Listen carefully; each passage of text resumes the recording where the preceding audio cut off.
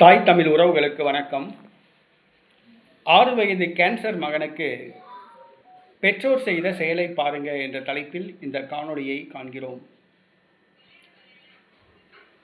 ஒரு குடும்பத்திலே ஒரு வயதான தாய் ஒருவர் இருந்தார்.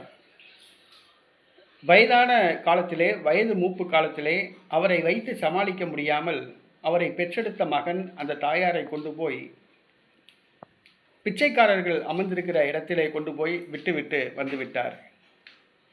அதே போன்று தான் வளர்த்த வளர்ப்பு நாய் தன்னை கடித்துவிட்ட காரணத்தினால் அந்த வளர்ப்பு நாயை கொடூரமாக அடித்து துன்புறுத்தினார் அந்த வளர்ப்பு நாயை வளர்த்தவர். இந்த செயல்கள் எல்லாம் மனிதநேயமற்ற தன்மையை காண்பிக்கின்றன. ஆனால் ஒரு செயல் மனிதநேயத்தை மிகவும் தூக்கி பிடித்தது. அதை தான் இப்பொழுது நாம் பார்க்க போகிறோம். கனடாவிலே ஒரே ஒரு மகன், தான் பெற்றெடுத்த ஆசையாய் வளர்த்த ஒரே மகன்.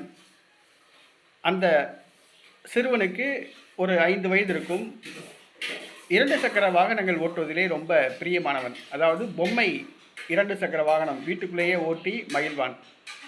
அதே போன்று டிவியிலே 2 சக்கர வாகனம் அந்த பைக் ரேஸ்லாம் பார்த்து ரொம்ப உற்சாகமாக இருப்பான், ரொம்ப சந்தோஷமாக இருப்பான் அந்த பையன். திடீர்னு ஒரு நாள் அந்த பையனுக்கு பார்த்தா உடல் நலம் குன்ற ஆரம்பித்தது. மருத்துவமனைக்கு சென்று காண்பித்தனர். அந்த பையனுக்கு கேன்சர் என்று தெரிய வந்தது. 6 வயது சிறுவனுக்கு கேன்சர். ஹீமோ கொடுக்கப்பட்டது. தலைமுடியெல்லாம் உதிர்ந்து விட்டது. அந்த பையனை எவ்வளவு தூரம் நன்றாக கவனிக்க முடியுமோ அவர்கள் கவனித்தார்கள். ஆனால் அவன் அந்த மருந்து தாக்கத்தினால் சோர்விலே இருந்தான்.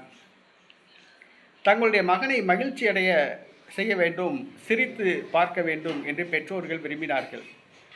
முகநூல் மற்றும் சமூக வலைதளங்களில் அந்த பெற்றோர்கள் ஒரு கருத்தை பதிவிட்டார்கள். தங்களது மகன் 6 வயது மகன் கேன்சரால் பாதிக்கப்பட்டிருக்கிறான். அவன் சிரித்து நாங்கள் பார்க்கணும், அவன் மகிழ்ச்சியாக கைதட்டி ஆரவாரம் செய்து உற்சாகத்துடன் இருப்பதை நாங்கள் பார்க்க வேண்டும். ஆகவே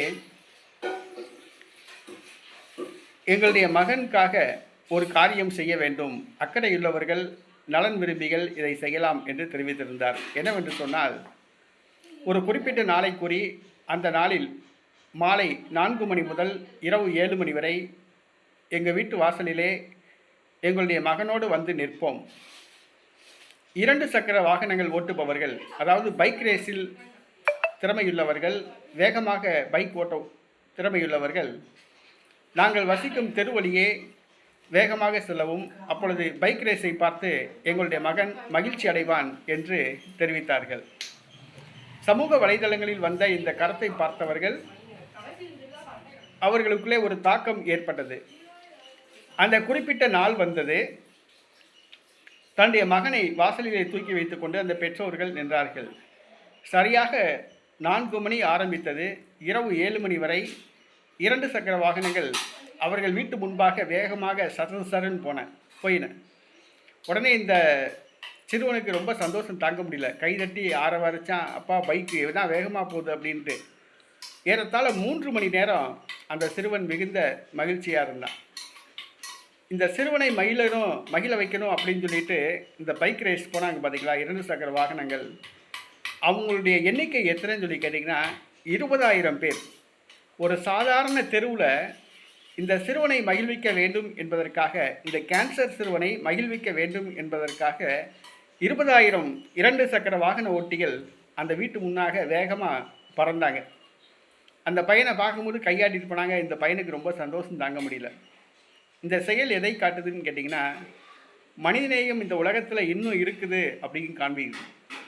அந்த சிறுவனை மகிழ வைக்கணும், சந்தோஷப்படுத்தணும், உற்சாகப்படுத்தணுங்கிற காண்டி அந்த 20,000 டூ வீலர் உரிமையாளர்கள், வாகன ஓட்டிகள் தங்களுடைய வேலை வெட்டி எல்லாத்தையும் தூக்கி போட்டுட்டு அந்த சிறுவனுக்காக வந்தாங்க பார்த்தீங்களா, அதை நம்ம பாராட்டணும்.